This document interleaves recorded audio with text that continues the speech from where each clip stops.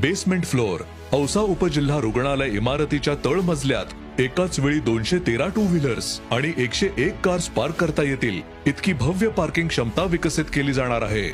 Ground फ्लोअरवर मुख्यत्वे बाह्य रुग्ण विभाग अर्थात ओपीडी आणि आपत्कालीन विभाग अर्थात इमर्जन्सी डिपार्टमेंट असणार आहेत.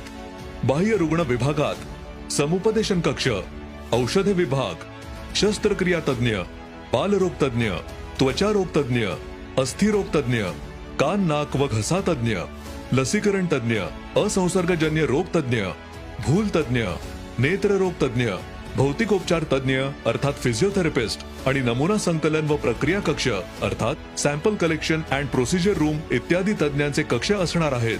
बाह्य रुग्ण विभागातील प्रतीक्षा कक्षात 120 जणांची बसण्याची व्यवस्था सुद्धा असणार आहे. सर्व प्रकारच्या मेडिकल एमर्जन्सीजशी डील करू शकणाऱ्या आपत्कालीन विभागात विलगीकरण कक्ष, plaster room, procedure room, ultrasound room पासून इमर्जन्सी ऑपरेशन थिएटर पर्यंतच्या सर्व आवश्यक सुविधा असणार आहेत. पहिल्या मजल्यावर मुख्यत्वे स्पेशलाइज्ड ओपीडी आणि रक्तशुद्धीकरण कक्ष अर्थात डायलिसिस वॉर्ड असणार आहेत. स्पेशलाइज्ड ओपीडी मध्ये डेंटल लॅब, घसा व दंत तज्ञ कक्ष अर्थात ओरल अँड डेंटल ओपीडी, पोषण बाह्य रुग्ण विभाग अर्थात न्यूट्रिशन ओपीडी, स्त्री रोग तज्ञ अर्थात गायनोकॉलॉजिस्ट ओपीडी इत्यादी ओपीडी असणार आहेत. याच मजल्यावर एक्स-रे, अल्ट्रासोनोग्राफी, अल्ट्रासाउंड आणि रेडिओलॉजी इत्यादी प्रकारचे तपासणी कक्ष असणार आहेत.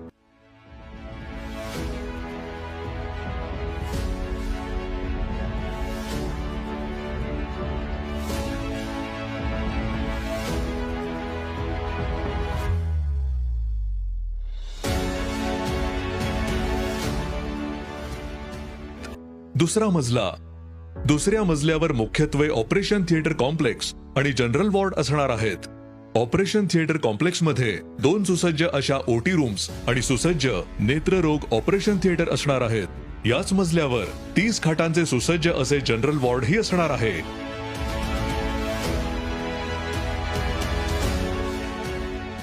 तिसरा मजला मुख्यत्वे असणार आहे महिला आणि नवजात बालकांसाठी.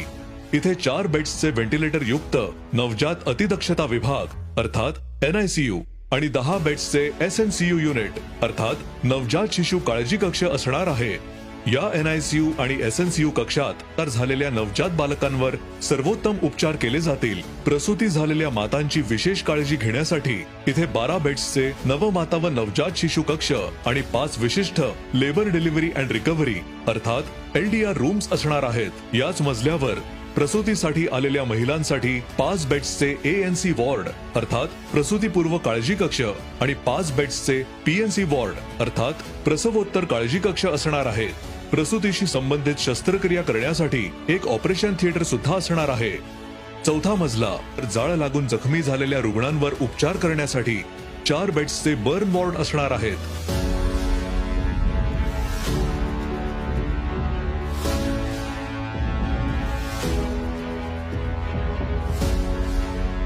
इथे कुपोषित बालकांसाठी 10 बेड्सचे NRC वॉर्ड अर्थात पोषण पुनर्वसन केंद्र आहेत. कुपोषित बालकांना संतुलित आहार देऊन त्यांचे पुनर्वसन करण्याचे काम या वॉर्ड मधून केले जाणार आहे. याच मजल्यावर 6 बेड्सचे डे केअर युनिट असणार आहे. या ठिकाणी रुग्णांसाठी व नातेवाईकांसाठी प्रतीक्षा कक्ष असेल. औसा उपजिल्हा रुग्णालयातील प्रतीक्षा कक्षाचे वैशिष्ट्य म्हणजे कक्षात असलेली लायब्ररी अर्थात वाचनालय. 5वा मजला औसा उपजिल्हा रुग्णालयाचा प्रशासकीय विभाग अर्थात ऍडमिनिस्ट्रेटिव्ह डिपार्टमेंट आणि कॅन्टीन 5व्या मजल्यावर असेल. इथे रुग्णांसाठी 5 प्रायव्हेट रूम्स असतील, ब्लड बँक असेल आणि सर्वात महत्त्वाचे म्हणजे औसा उपजिल्हा रुग्णालयात स्किल लॅबची सुविधा असणार आहे. राज्यातील मुंबई, पुणे, नागपूर सारख्या मोठ्या शहरांमधील अगदी बोटावर मोजण्या इतक्या शासकीय रुग्णालयांमध्ये स्किल लॅब आहेत. अशा मोठ्या रुग्णालयांच्या पंक्तीत आपले औसा उपजिल्हा रुग्णालय ही असणार आहे. ही अभिमानाची बाब आहे.